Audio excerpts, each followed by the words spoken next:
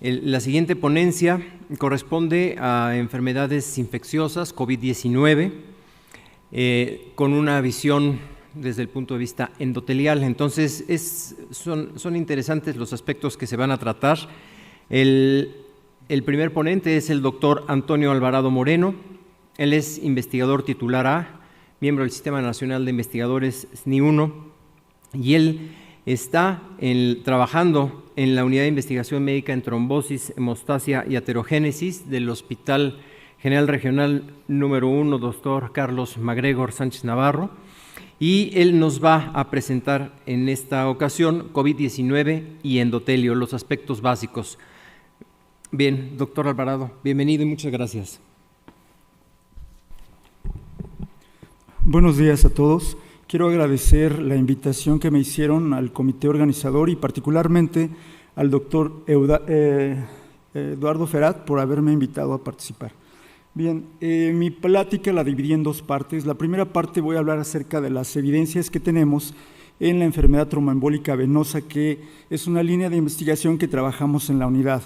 Y la otra parte la voy a enfocar a los hallazgos que tenemos con pacientes recuperados de COVID-19. Bien, el endotelio, como todos sabemos, también conocido como la capa íntima, es una monocapa de células interconectadas que cubren el interior de todos nuestros vasos sanguíneos y los órganos que lo implican. Algunas de las características que ya se han descrito es la longitud, y esta va a depender de la talla de las personas, y esto va directamente relacionado con el número de células que lo van a conformar. Aquí es importante tomar en cuenta que estas células, cada célula va a llevar a cabo una función en específica para poder mantenerse en el cuerpo. Y bueno, debido a estas características ha sido considerado como el principal órgano que está presente en nuestro cuerpo, ya que además ocupa aproximadamente el 5% del peso corporal de los individuos. Bueno, si vemos aquí ya de manera más específica, una célula endotelial, esta sería una de todas las células que forman parte de este sistema vascular, en donde cada una de ellas en conjunto van a llevar a cabo estas funciones. Y si ustedes se dan cuenta, cada una de estas funciones van enlazadas, no puede faltar una si no está la otra, todas tienen que participar de manera conjunta. Entonces, la parte que ahorita les voy a hablar un poquito es acerca de la coagulación y algunos aspectos relacionados con la disfunción de esta célula que en conjunto puede generar daño. Bien, para esto el sistema de coagulación se define como un sistema biológico estrictamente equilibrado en el que van a participar elementos plasmáticos y celulares. Si existe una alteración en este equilibrio, ya sea por los elementos plasmáticos o los celulares, como es en el caso particular del endotelio, puede generar la formación de trombos. Y el trombo se define como un coágulo patológico que se presenta en un lugar y en un momento inadecuado. Y de acuerdo a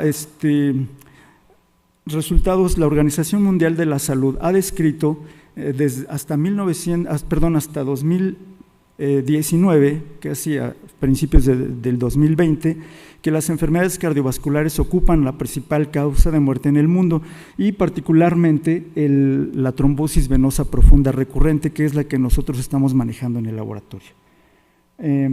Y bueno, la definimos como coágulo patológico formado en un lugar y en un momento inadecuado. Pero surge la pregunta a través de la investigación del endotelio vascular, ¿cómo se lleva a cabo este proceso de regeneración? Y en la literatura se describieron a las células progenitoras endoteliales, descritas en sangre periférica, con supuestas capacidades de poder regenerar al endotelio dañado. Sin embargo, se descubrió que eran positivas para el antígeno CD45 y no tenían la capacidad que pudiera tener el endotelio. La otra población se consideró como células angiogénicas circulantes, que también son positivas para el antígeno CD45, pero son células que provienen de sitios de senescencia o de apoptosis y que son liberadas a la circulación. Cuando se han sembrado en platos de cultivo, no tienen la capacidad de proliferación. En el 2004 y a finales del 2007 se describió una población extremadamente pequeña, muy rara, pero con altos potenciales de proliferación. y se definieron como células formadoras de colonias endoteliales, con las cualidades que aquí ustedes pueden observar. Son positivas para el antígeno CD34, que por excelencia es un marcador de inmadurez y de alto potencial descrito en células troncales hematopoyéticas, pero son negativas para el antígeno CD45.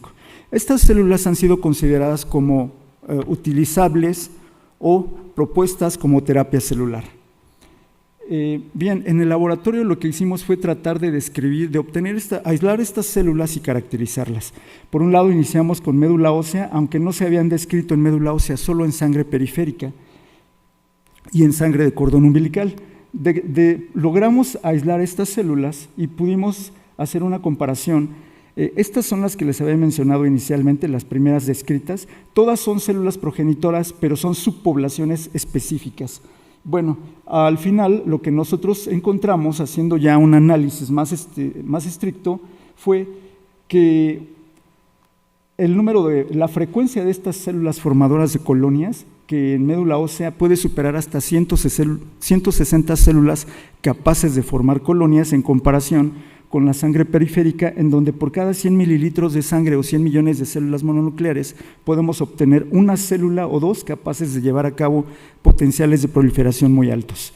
El tiempo en el que logramos detectarlas es prácticamente una semana, en comparación con sangre periférica que puede ser hasta de 21 días. Y quiero llamar su atención aquí en cómo están las colonias. En sangre periférica la mayor parte de ellas está saturada por monocitos, pero vean aquí está la colonia, y en médula ósea también tenemos estas colonias, pero están asociadas con un alto porcentaje de células mesenquimales. Nada más no pierdan de vista estas imágenes, y lo que hicimos entonces analizar en el modelo de estudio que es trombosis venosa profunda recurrente en el laboratorio, y a partir de estos 100 mililitros de sangre periférica, mediante este gradiente de Ficol, logramos identificar a estas colonias, expandirlas y posteriormente incrementar en número para poder hacer los siguientes estudios. Entonces, nada más aquí nuevamente retomamos esta parte, comparamos trombosis venosa profunda, tenemos un mayor número de células, algo semejante a lo que vemos en médula ósea, en comparación con el control. Esto nos hace ver ya desde este momento que existe alguna alteración en el microambiente vascular que está movilizando a estas células para que las podamos encontrar con mayor frecuencia y en menor tiempo, al igual que lo que vemos en el aspirado de médula ósea. Caracterizamos esta población, como les mencioné hace un momento, son positivas para CD34, tienen alta expresión de este antígeno en comparación con los controles y células Hubeck, y son negativas para el antígeno CD45. Tenemos en nuestras manos en este momento una población de lo que se considera las verdaderas células endoteliales. Lo primero que se hace para analizar el potencial de una célula es el ensayo del single cell, es ver la capacidad que tienen estas células para generar números celulares en mayor proporción. Y después de 14 días de cultivo, aunque no se distingue muy bien aquí la imagen, pudimos observar que una sola célula es capaz de formar estas colonias. A diferencia de los controles, en trombosis vemos que las células que conforman estas colonias son extremadamente más grandes. Eso nos empezó a llamar la atención, ya que si ustedes ven, pareciera ser que las células tienen alguna alteración morfológica en comparación con los controles. Entonces, lo primero que hicimos fue analizar mediante microscopía electrónica de barrido si existía o no apoptosis. Mediante Nexina 5 también demostramos apoptosis temprana y finalmente por también citometría de flujo analizamos la presencia de caspasa 3 activada. Sin embargo, como que no representaría tanto lo que nosotros vemos en el cultivo. Analizamos senescencia y observamos mediante un ensayo de beta-galactosidasa que más del 30% de la población de estas células que conforman la colonia o ya en cultivos que están corriendo, ocupa un 30% de senescencia. Un sinónimo de senescencia está directamente relacionado con este proceso es la presencia de radicales libres. Analizamos especies reactivas de oxígeno también por citometría de flujo y encontramos que existe una alta proporción de células que están produciendo estas especies reactivas de oxígeno. Y algo que está estrechamente relacionado con esto es la función de las mitocondrias. Analizamos mediante microscopía electrónica de barrido también cómo estaba la estructura o la morfología de estas mitocondrias y encontramos en trombosis venosa profunda que hay alteraciones en las cisternas. Analizamos algo que está directamente relacionado con esto, que sería el óxido nítrico, y mediante RT-PCR en punto real vimos la expresión de óxido nítrico sintasa endotelial y vemos que en estas células está reducido, prácticamente no se presenta. Esto nos llama mucho la atención porque entonces nos estaría empezando a dar alguna evidencia del por qué los pacientes con trombosis venosa profunda recurrente se siguen trombosando a pesar de las terapias anticoagulantes, entre otros aspectos que vamos a seguir viendo. Analizamos la proliferación a largo plazo, considerando que estas células han sido propuestas para ser utilizadas como terapia celular. Y vemos que con respecto al control, en trombosis venosa profunda recurrente no alcanzan la curva observada en los sujetos clínicamente sanos. Entonces, bueno, nada más aquí para llamar su atención, todos los ensayos que hicimos los hicimos en el pasaje 3. Y un mecanismo que está directamente relacionado con la proliferación celular es la regulación del ciclo celular. Y entonces lo que nosotros hicimos fue analizar en qué fases del ciclo se encontraban estas células y nos llamó mucho la atención encontrar que se encuentra detenida la fase, entre la fase G1 y síntesis, no pasan a la fase de G2M, lo que nos indica que las células no están respondiendo a los estímulos y no están proliferando eficientemente, lo que ya vimos en el cultivo. Analizamos algunos de los reguladores del ciclo celular y pudimos observar mediante citometría de flujo que P21 y P18 están participando activamente en esta regulación y en este bloqueo del ciclo celular. También analizamos a las ciclinas que también están presentes, pero bueno, si tenemos estos orquestadores de la maquinaria de la regulación del ciclo celular sobreexpresados, ya vemos que no se forman los complejos sinasas dependientes de ciclinas con las ciclinas, a pesar de que también están estas presentes. Bueno, algo que también quisimos analizar fue cómo respondían las células ante la presencia del plasma de estos pacientes. Y lo que pudimos observar, solamente aquí en este circulito, que el plasma de los pacientes con trombosis venosa recurrente reduce la proliferación tanto de los controles como de las mismas células endoteliales de estos pacientes, como ya lo habíamos venido observando. Lo que posteriormente hicimos fue obtener el medio condicionado de estas células y pudimos observar que el medio condicionado está reduciendo también las células control. Esto nos llamó muy importantemente la atención, porque entonces estamos viendo que no solamente el microambiente vascular está alterado, se está generando este proceso inflamatorio y producción de citocinas que podrían estar dañando al endotelio, sino que el endotelio también, aislado en el laboratorio, está generando una producción de citocinas que podrían estar ahí participando en esta no respuesta en la proliferación. Lo que hicimos fue analizar algunas de las citocinas que están presentes tanto en el plasma como en el sobrenadante de los medios de cultivo, y aquí solo llamo la atención de ustedes para ver el TNF-alfa, considerado como el principal orquestador de la respuesta inmunológica en conjunto con otras, pero bueno, en este caso solamente analizamos esta, tanto en el plasma como en el sobrenadante de los pacientes, de las células endoteliales provenientes de pacientes con trombosis venosa recurrente. Aquí estamos viendo que se está presentando un proceso inflamatorio crónico continuo en donde la misma célula endotelial se está autoactivando y generando daño a ella misma. Esto nos llevó a buscar la presencia de su receptor y encontramos que están presentes los dos receptores en estas células de estos pacientes, lo cual nos indica que se está llevando a cabo una vía de señalización intracelular que va a favorecer que la célula se esté autorregulando de manera negativa, no para lo que nosotros queremos. Hay una disfunción del endotelio.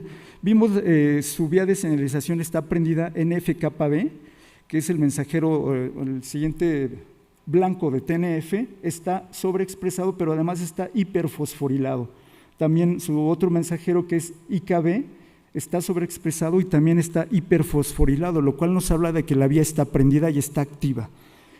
También vimos la presencia de P53, está sobreexpresada, y esto también tendría relación directa con la presencia de P21.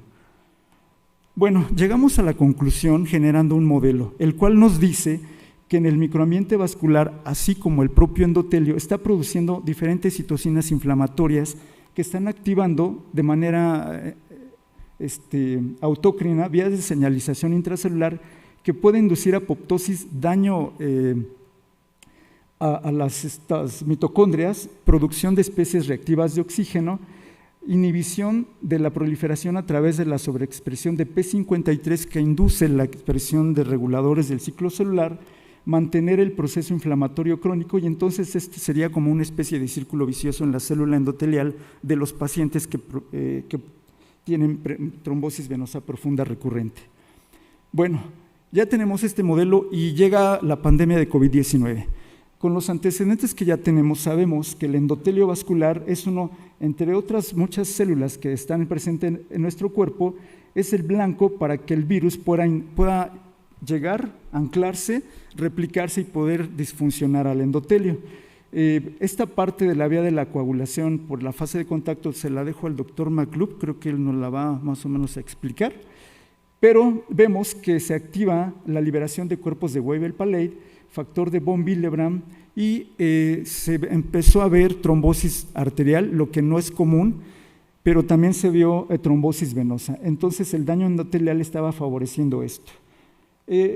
Y pues con lo que nosotros ya teníamos del antecedente anterior en trombosis venosa profunda recurrente, una enfermedad crónica que limita a las personas que padecen este tipo de enfermedad y se mantienen dependientes. A pesar de la terapia anticoagulante, no se logra regenerar la coagulación.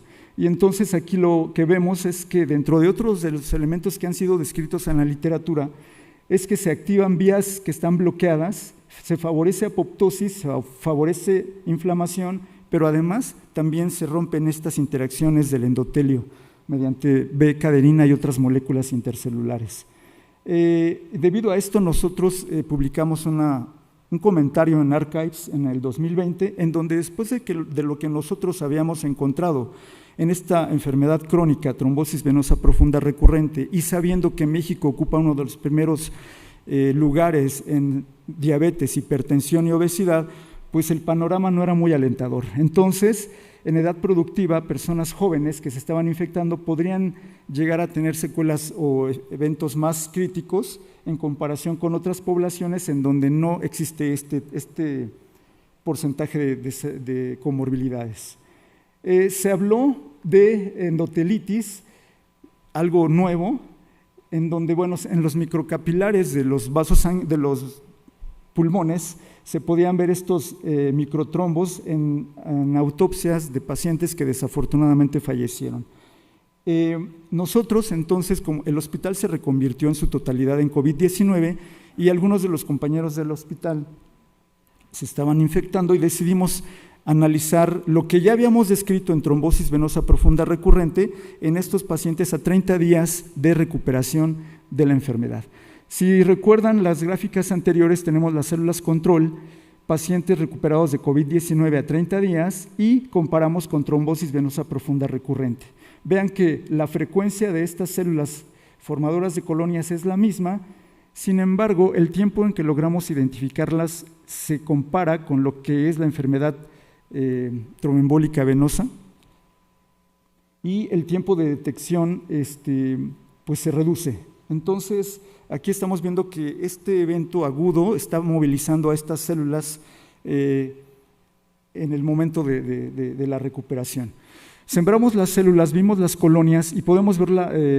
Esta es una colonia de sujetos clínicamente sanos, expandimos a la población y vean cómo es esta monocapa de células endoteliales. Si comparamos, aquí casi no se distingue muy bien, pero si comparamos el endotelio de pacientes recuperados a 30 días y tratamos de expandir estas células, no logramos la eficiencia que observamos en las células de sujetos clínicamente sanos. Algo semejante a lo que habíamos visto ya en un principio en trombosis venosa profunda recurrente.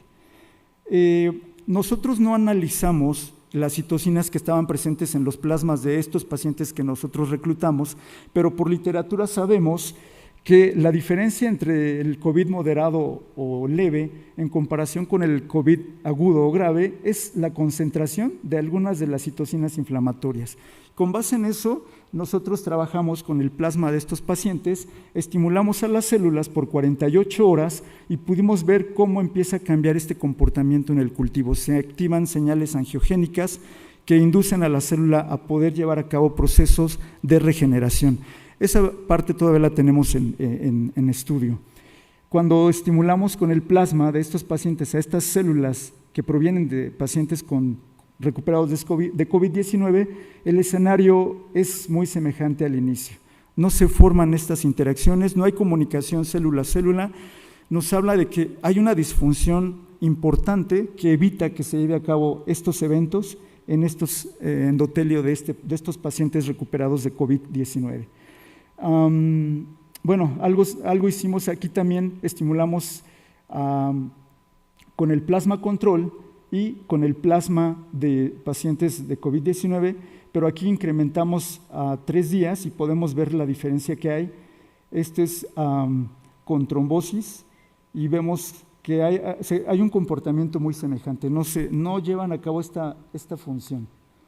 Bien, se empieza a publicar en la literatura el COVID a largo plazo o secuelas del COVID.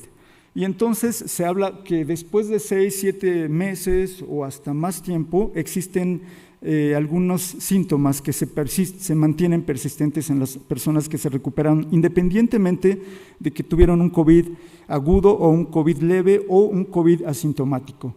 Entonces lo que nosotros hicimos fue reclutar pacientes que se recuperaron a lo largo de la pandemia, o por lo menos en la primera ola, y encontramos cómo estaban estas colonias. Procedimos de la misma forma que con trombosis venosa profunda recurrente, previa firma de consentimiento informado. Estos pacientes accedieron y vemos a 1 mes, a 4 meses, a 6 meses, a 8 meses, a 12 meses.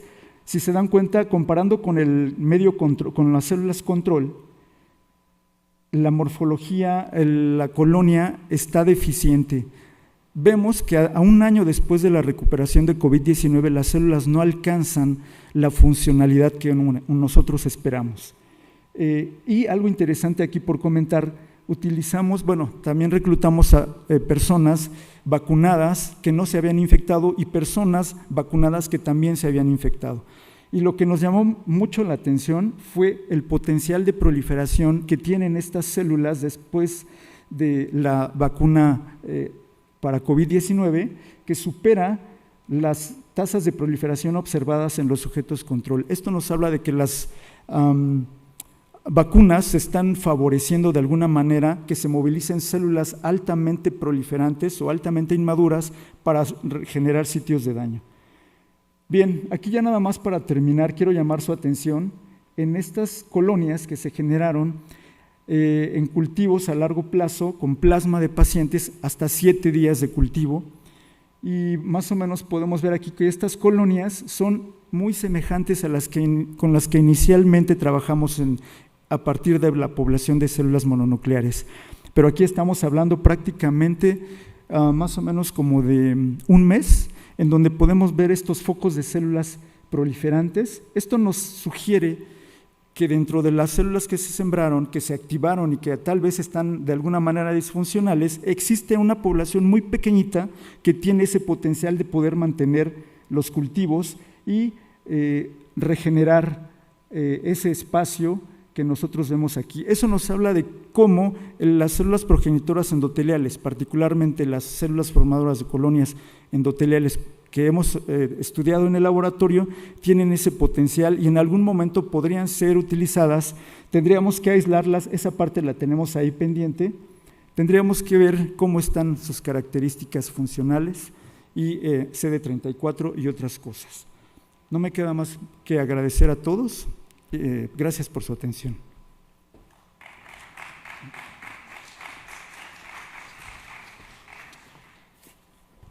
Doctor Alvarado, muchas gracias. Para dar continuidad con el tema y después habrá momento de preguntas, quiero presentarles al doctor Abraham Magluf Cruz. Él es médico internista, hematólogo como subespecialidad, además que es investigador titular B del Instituto Mexicano del Seguro Social y es un investigador nivel 3 del Sistema Nacional de Investigadores. Además, me es muy grato decir también que amigo de hace muchísimos años, y él ha aceptado participar con el tema de COVID-19 endotelio con los aspectos clínicos. Entonces, bienvenido Abraham y muchas gracias por aceptar la invitación. Lalito, muchas gracias. Como bien dices, somos amigos hace muchos años y la vida nos ha llevado por el mismo camino. Vamos a hablar, ya oyeron lo que les presentó Toño acerca de los aspectos básicos, acerca de qué está pasando con COVID y endotelio. Y entonces voy a pasar a los aspectos más clínicos. Afortunadamente trabajamos en el hospital más importante de COVID en la pandemia, dentro del Seguro Social y seguramente para todo el sector salud. Fue el Hospital Gabriel Mancera, se reconvirtió completamente y pasaron meses completamente llenos de pacientes. Y entonces aprovechamos esto, si se puede decir así, y entonces tenemos bastante información acerca de lo que pasó con la pandemia. Y ojalá y esta información sirva para, si ocurren nuevas pandemias, saber qué abordar, porque esto ha cambiado radicalmente nuestra visión de varias cosas. La vida depende de cosas muy simples, extraordinariamente simples, realmente. Entre estas cosas pueden ser mantener la temperatura, mantener el pH, controlar la generación de radicales libres, por ejemplo. Y en el caso de un organismo multicelular como nosotros, hay una función sin la cual la vida es completamente imposible, y es mantener la sangre líquida. Si la sangre no está líquida, no hay vida. Es muy simple. No puedo conectar a los millones de células que forman mi cuerpo, ni puedo llevar oxígeno, ni puedo llevar nutrientes, ni puedo sacar dióxido de carbono, ni puedo hacer nada, si la sangre no está líquida. Y esto es tan cierto que 6 de cada 10 de los que estamos aquí nos vamos a morir de una trombosis. Sí, nos vamos a formar de lo que les platicaba Toño, de un coágulo que se forme cuando no lo queremos, donde no lo queremos y cuando no lo queremos. Así de sencillo, muy fácil, ¿sí? Por ejemplo, hoy sabemos que la mitad de los pacientes con cáncer, hablando muy conservadoramente, no se van a morir del cáncer, se van a morir de una trombosis, ¿sí? La mayor parte de los que estamos aquí nos vamos a morir de una trombosis. Les aseguro que no sé qué medicamentos ustedes van a tomar en la vida, pero en pocos años todos ustedes van a tomar un antitrombótico. ¿Sí? ¿Por qué? Porque vamos a evitar una gran cantidad de enfermedades que cada vez nos enteramos más de que están determinadas por precisamente la trombosis.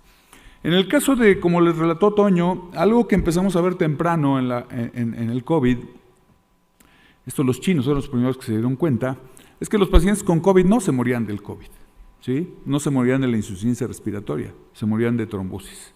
Y esto es absolutamente cierto y quizás siga siendo cierto. Entonces, estos datos todos ustedes lo conocen. La mayoría de los pacientes tienen una falla uniorgánica, que era la insuficiencia respiratoria, pero sin duda la mayor parte empezaron a observar que evolucionaba hacia una fase más avanzada. ¿Sí? Y entonces se empezó a ver, por ejemplo, buscándose marcadores, se empezó a ver algo que hoy ya conocemos hasta ahora, que el dímero D, una prueba clínica altamente accesible, era el mejor marcador de mortalidad para estos pacientes. Y el dímero D no es otra cosa más que un marcador de activación de la hemostasia, ¿sí? Del sistema de coagulación. Y entonces, la realidad es que esto que tienen ustedes aquí es una autoconciencia de qué es lo que sabemos todavía actualmente acerca del COVID, y la verdad es que hay mucha basura en la literatura, muchísima basura, ¿sí? Y esto es absolutamente cierto, absolutamente cierto. Lo que es cierto es que de lo que hemos logrado rescatar, el COVID vino a decirnos o vino a ponernos en la mesa algo que ya sabíamos, ¿sí? Que la trombosis es la primera causa de muerte. ¿Por qué es muy fácil? ¿Por qué es la primera causa de muerte? Hombre, porque es muy fácil hacer que la sangre se coagule. Es decir, dicho en otras palabras, desde el punto de vista termodinámico, es muy fácil hacer que la sangre se coagule. Y si la sangre se coagula, se convierte en un trombo, es muy fácil la muerte del paciente. Y hoy sabemos que la sangre está líquida no porque, como se piensa, el corazón bombea la sangre. Eso es bastante estúpido. La sangre está líquida porque hay una razón muy sencilla. Donde hay endotelio, hay sangre. Y donde hay sangre, hay endotelio. De hecho, es muy factible que tanto las células de la sangre como las células endoteliales provengan del mismo progenitor, ¿sí? De la misma célula madre hacia arriba. Y entonces este órgano que tienen ustedes aquí es el órgano más grande de su cuerpo, junto con la sangre, ¿sí? Este órgano está metastatizando todos los órganos de su cuerpo, ¿sí? Todos los órganos de su cuerpo, quizá la única excepción es su cerebro. Pero de ahí en fuera, todos los órganos de su cuerpo están metastatizados por dos cosas, por dos órganos, uno líquido, que se está moviendo, y otro que está quieto y que está fijo, pero que está igual en todos sus órganos. Esos son endotelio y sangre precisamente. Y muy temprano, como les había platicado Toño, entendimos que el virus, una vez que pasaba del alvéolo a la sangre, inmediatamente procedía a infestar el endotelio. Y entonces, muy tempranamente, también los chinos empezaron a reportar esto. Eventos masivos de trombosis, y no solamente eso, sino eventos masivos de trombosis en sitios absolutamente inusuales, como por ejemplo trombosis de la próstata, ¿sí? Trombosis, por ejemplo, de las cápsulas suprarrenales, trombosis, por ejemplo, de los músculos, cosas que normalmente en la clínica no apreciamos. Y entonces se empieza a plantear la posibilidad de que lo que estemos viendo con el COVID realmente es un tipo que no podía catalogarse con los criterios en ese entonces de coagulación intravascular diseminada. Sin embargo, la evidencia mostraba que, es decir, la primera pregunta es, ¿estamos frente a un tipo de coagulación intravascular diseminada no descrito o estamos frente a pacientes que simplemente están haciendo enfermedad tromboembólica venosa? Y entonces empiezan a salir todos estos datos, inicialmente en estudios de autopsia, donde todo sugiere que lo que estamos es enfrente de una cosa que no conocíamos y que es un tipo que jamás nos imaginamos que este problema pudiera tener una consecuencia tan grande como este tipo de coagulopatía por consumo, que hoy que sabemos qué es lo que pasa con estos pacientes. Por supuesto que empezamos a observar que la mayor parte de estos pacientes se nos estaban muriendo de trombosis, sobre todo de tromboembolia pulmonar, pero también de trombosis arteriales. Todos ustedes saben que hubo un incremento en los casos significativo y muy grande, de infarto agudo de miocardio, infartos cerebrales, etc. Pero sin embargo la vena parecía el sitio más afectado. Aun cuando se empezó a describir, sí, algunos autores agresivos empezaron a darle anticoagulante a los pacientes y a pesar de darles tromboprofilaxis veíamos que se estaban trombosando. ¿Por qué ocurre esto? Bueno, básicamente porque aquí tienen ustedes al endotelio, estas son las proteínas que están abajo del endotelio, a lo cual le llamamos matriz subendotelial, y aquí está la muscular. Este endotelio hoy sabemos que tiene funciones que son absolutamente importantes para la vida, absolutamente importantes para la vida. Y sin embargo, quizá la más importante es esa que les pongo ahí, es mantener la sangre en estado líquido, ¿sí? Por ejemplo, los procesos inflamatorios, todos los procesos inmunológicos, no servirían de nada si no se movieran de un órgano hacia otro, si no mandáramos células de un lugar a otro, si no mandáramos señales inflamatorias de un lugar a otro. Y esto es factible solamente si la sangre está líquida. Si la sangre no está líquida, no es posible hacer todo esto, ¿sí? Por eso refería yo al principio que es muy fácil explicarse la vida desde conceptos estrictamente simples. Toda lesión, la que ustedes quieran, hoy entendemos que siempre van a pasar dos cosas. Por supuesto que ante cualquier lesión vascular, orgánica, lo que ustedes quieran, se va a activar la inflamación, pero siempre que se activa la inflamación, irremediablemente se activa la coagulación. Por ahí de la década de los 40 del siglo XIX, se empezó a describir que estos dos fenómenos siempre estaban juntos. Virchow, de hecho, demostró que siempre que había trombosis había inflamación. Y luego las cosas se empezaron a poner tan complicadas que empezamos a separar inflamación de coagulación. Hoy hay un terminajo nuevo que empezamos a utilizar para volver a unir estas dos cosas, ¿sí? Tromboinflamación, donde todo fenómeno inflamatorio activa la coagulación y viceversa, porque esto lo necesitamos indefectiblemente para reparar los tejidos, ¿sí? Ya les había dicho Toño esto, ¿sí? Hipotetizamos esto, que quizá en nuestro país nos iba a ir tan mal con el COVID, no por el COVID, ¿sí? Sino por la cantidad de gordos que tenemos en este país. Y esos gordos que nos promueven síndrome metabólico, hipertensión, diabetes, dislipidemia, ¿sí?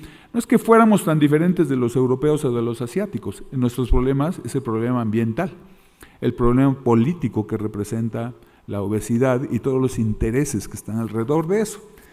Entonces, era evidente que nos iba a ir mal, ¿sí? Era evidente que nos iba a ir mal. Y hoy sabemos que en gran medida nos va muy mal porque lo que nos marcaba la diferencia era, como ya les platicó Toño en la plática previa, los niveles de disfunción endotelial que basalmente tenemos en este país. ¿Por qué? Porque obesidad es igual a disfunción endotelial. ¿Por qué disfunción endotelial? Porque sabemos que desde el punto de vista, por ejemplo, del glicocáliz, el paciente que está disfuncionando tiene ya per se un hándicap. Tenemos una desventaja inmediatamente y sabemos que este glicocáliz que está expresado en el endotelio, y este glicocáliz es importantísimo porque es el que está sensando para el endotelio que está pasando en la sangre. Pues entonces, como ven ustedes aquí, cuando el endotelio disfunciona, ese glicocáliz, son estos pelillos de carbohidratos que tiene el endotelio, que es la manera que tienen para sensar qué está pasando con las fuerzas hidráulicas de la sangre, pues es lo que me promueven. Y esta pérdida del glicocáliz se traduce irremediablemente en alteraciones en el tuning, perdón por la palabra en inglés, en la modificación simple y fina de qué pasa con los mecanismos de transmigración celular, por ejemplo, ¿sí? Las células inflamatorias requieren por fuerza para salir de la sangre de que este glicocáliz esté funcionando adecuadamente, y cuando esto no es así, pues tenemos problemas muy importantes. Por mucho tiempo concebimos a la CID de esta manera. Desgraciadamente los clínicos siempre pensamos que esto es la CID, un proceso hemorrágico. Esto no es cierto. Muchas horas o días antes del proceso hemorrágico el paciente se está trombosando, lo cual me lleva a la falla orgánica múltiple. Y esta diapositiva, ustedes se imaginan, es un glomérulo, ¿sí? Aquí tienen ustedes la arteria aferente y la eferente y pueden ver en esta tinción especial para fibrina cómo lo que está pasando es que ese riñón está fallando porque originalmente se está tapando por trombos ese riñón. Trombos extraordinariamente pequeños, como les mostró Toño, que producen un fenómeno de microtrombosis que nos lleva irremediablemente a la falla orgánica múltiple. Este es un ejemplo de un endotelio con su glicocáliz, y el endotelio está expresando para mantener la sangre en estado líquido siempre anticoagulantes o sustancias que tienen efectos anticoagulantes. Eso nos permite mantener la sangre en estado líquido. Cuando afectamos al endotelio, por ejemplo, en el caso de una sepsis, en el caso específicamente voy a hablar del COVID, lo que ocurre es que esta tormenta de citocinas induce que perdamos este glicocáliz, ¿sí? Problemas. Y por otra parte, lo que ocurre es que se ocultan los mecanismos anticoagulantes, ¿sí? Desgraciadamente. Y no solo eso, sino que la otra cosa que ocurre es que se permite la expresión de factor tisular que nunca debe de estar activado en la sangre, y esto desencadena la activación plaquetaria, generación de fibrina e inhibición de la fibrinolisis, que se van a traducir en consumo plaquetario, depósito de fibrina y mala degradación de fibrina. Por otra parte, no solamente se expresa factor tisular, sino que se inhibe a la fibrinolisis mediante la secreción de inhibidor del activador tisular plasminógeno tipo 1, lo cual me va a deteriorar todavía más la remoción de fibrina. Y si yo genero mucha fibrina y no la puedo remover, irremediablemente los microvasos se van a empezar a tapar. El otro problema es que el endotelio se vuelve una fuente, como ya les mostró Toño, una fuente impresionante de citocinas, ¿sí? Y esto va a hacer que no solamente las citocinas estén expresadas en el endotelio, sino que se permite la expresión de monocitos, y estos monocitos van a ser ahora células que van a andar cargando factor tisular ya no pegado al endotelio, sino en la sangre, y estos monocitos a su vez van a hacer una retroalimentación negativa sobre el endotelio para hacer que este daño se haga mucho más permanente. Finalmente, el endotelio expresará estas sustancias, una variedad impresionante de adhesinas que me van a permitir que cada vez más células transmigren, es decir, que aumente la inflamación a diferentes niveles. Hoy sabemos que el otro problema importante que se describió con el COVID y que por fin se pudo demostrar en esta entidad es que se hacen hoyos negros en el endotelio. Y estos hoyos negros en el endotelio son muy importantes porque en estos hoyos negros vamos a perder factores hemostáticos y vamos a perder plaquetas. Esta pérdida que está ocurriendo aquí, fisiopatológica de estas sustancias, se traduce clínicamente en lo que vemos al último, en hemorragia. El problema es que mucho tiempo antes tuvimos el fenómeno trombótico. Realmente, si quisiéramos parar aquí, lo que tendríamos que hacer no es lo que hacemos en la clínica, que es generalmente tratar de parar la hemorragia, sino lo que tendríamos que hacer aquí es parar la trombosis. Por lo tanto, lo que tendríamos que hacer muy temprano en estos pacientes es empezar a anticoagular, empezar a evitar que todo este fenómeno suceda. Esta es una malla de fibrina a la cual el activador tisular del plasminógeno va a convertir al plasminógeno en plasmina, y la plasmina lo que va a hacer es romper esa malla de fibrina, me permite remover la fibrina que se forman en mis vasos. Y cuando la rompe se forman estos pedacitos que tienen ustedes aquí, y uno de estos pedacitos es precisamente este que va a salir acá, y se llama dímero D. Cuando el dímero D se eleva en nuestro cuerpo, simplemente quiere decir dos cosas. Se está depositando más fibrina y esa fibrina la está rompiendo la fibrinólisis. Si estoy depositando fibrina en grandes cantidades en los vasos, pues entonces el dímero D podría ser un marcador de qué está ocurriendo en estos pacientes, y hoy sabemos que efectivamente el marcador de mortalidad más importante en los pacientes con COVID fue precisamente el incremento en el dímero D. De hecho, aquí pueden ustedes ver diferentes estadios clínicos y ver cómo el dímero D va de la mano con esto. ¿Por qué? Porque el dímero D era un marcador de cómo le estaba yendo al depósito de fibrina, la microtrombosis en estos pacientes, y esto iba de la mano, por supuesto, con el deterioro y la mortalidad de estos individuos. Y por lo tanto, poco a poco, se empezó a demostrar que el dímero D era un marcador extraordinario de qué iba a pasar, y no solamente eso, sino que se empezó a asociar con de manera muy importante con otros marcadores que tienen el problema de que son muy caros, a diferencia del dímero D, que es relativamente accesible, se puede hacer en cualquier lugar, y empezamos a ver que había una demostración que efectivamente estaba completamente alterada la hemostasia, el sistema de coagulación en estos pacientes, ¿sí? Y aquí nos empezamos a topar con algo. Resulta que a la hora de querer establecer criterios para coagulación intravascular diseminado, los criterios de la Sociedad Internacional de Trombosis y Hemostasia, resulta que los criterios no encajaban. Y entonces lo que se tuvo que hacer es lo que hoy contamos, es una nueva clasificación para la coagulación intravascular diseminada, derivado de los hallazgos que tuvimos, tanto clínicos como esto, por ejemplo, que les muestro aquí. Esto es una tromboelastografía en la cual ustedes aquí tienen, este es un ejemplo, es un diagrama de cómo coagulamos, y este trazo en líneas punteadas es como coagulamos normalmente, y el trazo en línea continua es como coagula un paciente con COVID.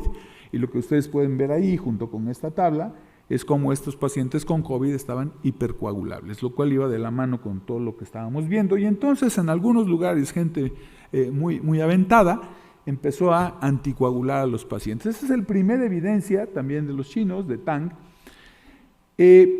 Fueron los primeros en intentar, que bueno, si se nos están coagulando, empecemos a anticoagular, ¿sí? Y entonces, ven ustedes, 99 pacientes, ¿eh? Hoy sabemos que hemos anticoagulado a millones de pacientes en el mundo, pero estos cuáles fueron los primeros que lo describieron.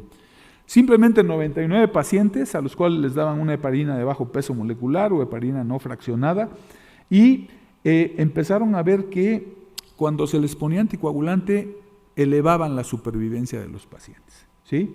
Y entonces se empezaron a probar en diferentes escenarios con niveles diferentes de dímero D, se empezaron a probar diferentes esquemas de anticoagulación, unos más, otros menos agresivos, y se empezó a observar que cuando los pacientes tenían criterios, estos criterios SIC son los criterios más agresivos de coagulación intravascular diseminada, se veía que en cuanto más agresivo era la anticoagulación con estos pacientes, el pronóstico de los pacientes era mucho mejor. Es decir, ponerle anticoagulante al paciente era echarle la mano al endotelio, indiscutiblemente, ¿sí? ¿Por qué? Porque los pacientes se nos estaban muriendo de trombosis, ¿sale? Entonces, lo que se empezó a ver por todos lados es que efectivamente, ¿sí? Efectivamente, el uso de anticoagulantes favorecía la supervivencia y el buen pronóstico de estos pacientes.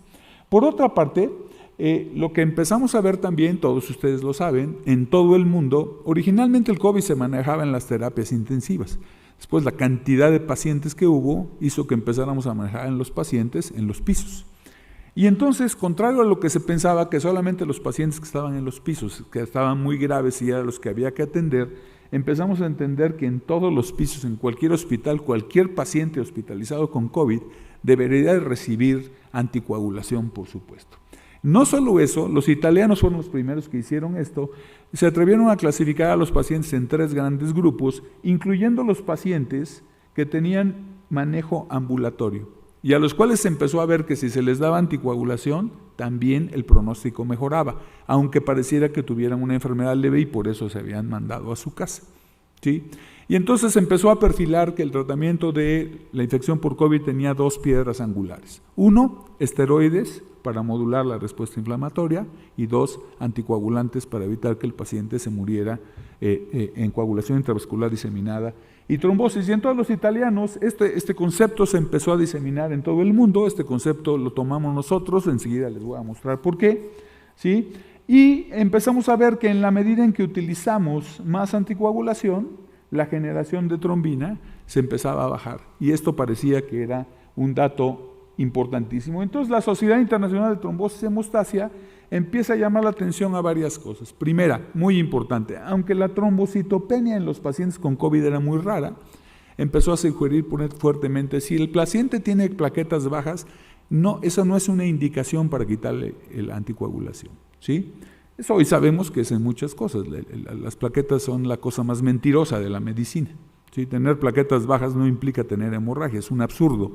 El problema es que la mayor parte de los clínicos no saben esto, incluso los hematólogos, ¿sí? Entonces, esto es muy importante porque la Sociedad Internacional de Trombosis y Hemostasia dice, aunque tenga plaquetas bajas, no lo dejes de anticoagular, ¿sí? Si el dímero D empieza a subir, anticoagúlalo todavía más fuerte porque se te está poniendo mal, se te está progresando esa coagulopatía por consumo, ¿sí? A no ser que tengas menos de 25,000 plaquetas, no pares la anticoagulación. Si los tiempos están prolongados, el tiempo de protrombina o el tiempo de tromboplastina parcial activada, que en general los médicos nos aterra y suspendemos el anticoagulante porque no sea que vaya a bajar, la Sociedad Internacional de Trombosis y Hemostasia dice, no son una contraindicación para parar la anticoagulación, porque a lo mejor están prolongados porque se están consumiendo los factores hemostáticos y tienes que parar ese consumo, ¿sí? Un poco después salieron trabajos como estos muy importantes, ¿sí? Que seguían diciendo, aguas, porque estamos egresando a los pacientes porque se ven bien, en buenas condiciones, y entonces se nos están muriendo en la casa. Caso concreto, eso sucedió en España con miles de gentes, ¿sí? Se les murieron en los centros de cuidados para viejos miles de gentes porque les aterraba anticoagular. Y entonces empezamos a ver de una manera mucho más objetiva que el paciente ambulatorio tendría que anticoagularse también. En base a todo esto, en el hospital, junto con el servicio de hematología, generamos estas guías que, créanme, que sabemos que se siguieron en una gran cantidad de hospitales en este país. Y la guía era simplemente tratar de decirle al médico a tomar decisiones rápidas, al médico que estaba encargado y muriéndose con los COVID, ahí infectándose con los COVID, ¿qué tienes que hacer con el anticoagulante? ¿Sí?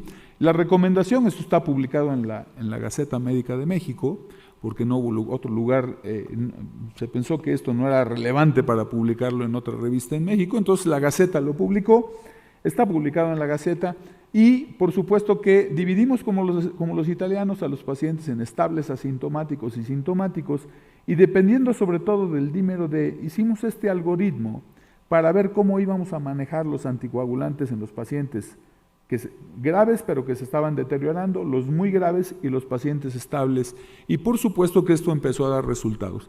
Desgraciadamente, a mitad de la pandemia, una publicación gringa, liderado por un tipo en Estados Unidos, diciendo que el uso de anticoagulantes se asociaba con un incremento en la mortalidad. Y en México, como tenemos poco criterio para evaluar la información científica en general, lo que vimos en el hospital es que durante las siguientes 2 semanas a esta publicación, vimos un incremento brutal en la mortalidad. ¿Por qué? Porque la gente empezó a quitar el anticoagulante, ¿sí? Quizá los datos para los gringos eran relevantes, ¿sí? Pero para una población obesa, gorda, diabética, hipertensa, fumadora, como la nuestra, con ciertas características raciales, no somos gringos afortunadamente, el suspender el anticoagulante fue terrible. Por lo menos eso lo demostramos en el hospital, la curva de mortalidad de esas 2 semanas, cómo se fue al infinito. Después las cosas regresaron al rumbo y digamos que se normalizó la mortalidad, pero esto es resultado, esta guía es resultado de todo esto que les he mencionado. Si el endotelio se daña, la función fundamental del endotelio es mantener la sangre en estado líquido, entre otras cosas, pues hay que ayudarle por fuerza. Y el COVID acabó siendo otra cosa, no otra cosa más que, como lo pusimos al principio, una enfermedad básicamente endotelial, ¿sí? Esa es mi última diapositiva, les agradezco mucho su atención, mil gracias.